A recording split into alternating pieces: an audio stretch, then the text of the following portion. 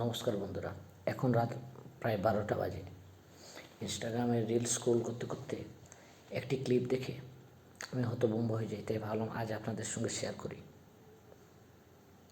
ধর্মের উৎসব যেখানে সম্প্রীতির বার্তা থাকার কথা, সেখানে ঝরল রক্ত। আমরা আজ 2026 সালে দাঁড়িয়ে আমরা মহাকাশে পাড়িয়ে দিচ্ছি, ডিজিটাল ইন্ডিয়ার কথা বলছি, কিন্তু সমাজ হিসেবে আমরা কতটা এগোলাম? আজও কি মানুষের রক্তের চেয়ে বড় হয়ে দাঁড়িয়েছে তার জাত বা বংশ পরিচয়? আজ আপনাদের এমন এক ঘটনার কথা বলবো যা শুনলে আপনার বিবেক কেঁপে উঠবে। তেলেঙ্গানার এক মন্দিরে প্রবেশের অধিকার নিয়ে ঝামেলার জেরে প্রাণ হারাতে হলো মাত্র 2 মাস বয়সী এক শিশুকে। হ্যাঁ, আপনি ঠিক শুনেছেন, একটি নিষ্পাপ প্রাণ ঝরে গেল শুধু একবিংশ শতাব্দীর অন্ধকারাচ্ছন্ন কিছু কথার কারণে। ঘটনাটি ঘটেছে গত 18ই ফেব্রুয়ারি তেলেঙ্গানার নাগার কুন্নুর জেলার কুমমেরান মাল্লানা মন্দিরে।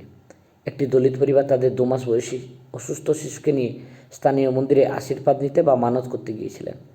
আমরা সবাই জানি, বিপদে পড়লে মানুষ ঈশ্বরের দরজায় কড়া নাড়ে, আমরাও নাড়ি।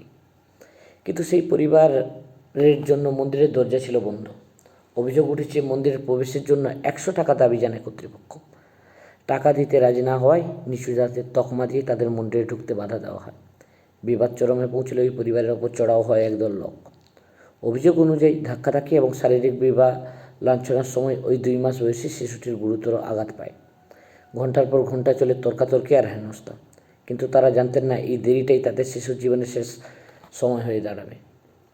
অসুস্থ শিশুটিকে সময় মতো চিকিৎসা বা আশ্রয় নেওয়ার পরিবর্তে মন্দিরের বাইরে সেই উত্তপ্ত পরিস্থিতির মধ্যে থাকতে হয় তাদের। প্রত্যক্ষদর্শীর মধ্যে উত্তপ্ত বাদানুবাদ এবং অসহযোগিতার কারণে শিশুটির অবস্থার দ্রুত অবনতি ঘটে। শেষ পর্যন্ত হাসপাতালে নিয়ে যাওয়ার পথেই শিশুটি শেষ নিঃশ্বাস ত্যাগ করে।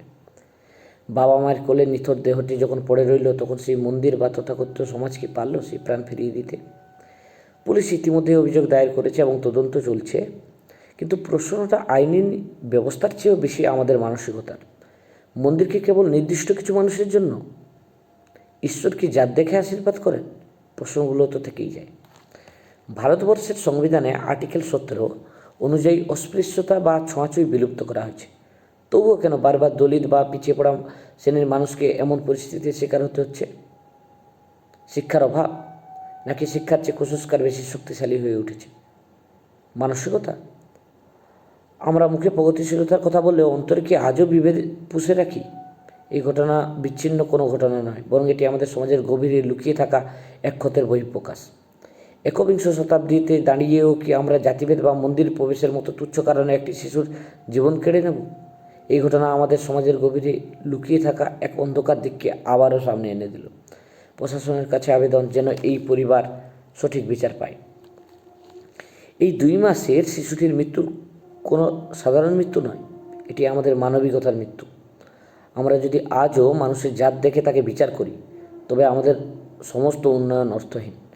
আমি চাই আপনারা কমেন্ট বক্সে জানান, এই ধরনের কথার অবসান ঘটাতে আমাদের কী করা উচিত? আইনের কঠোর শাসন নাকি সামাজিক বিপ্লব? আসুন আমরা অন্তত ব্যক্তিগত স্তরে শপথ নিই, কোনো মানুষকে তার জাত বা ধর্মের ভিত্তিতে ছোট করব না।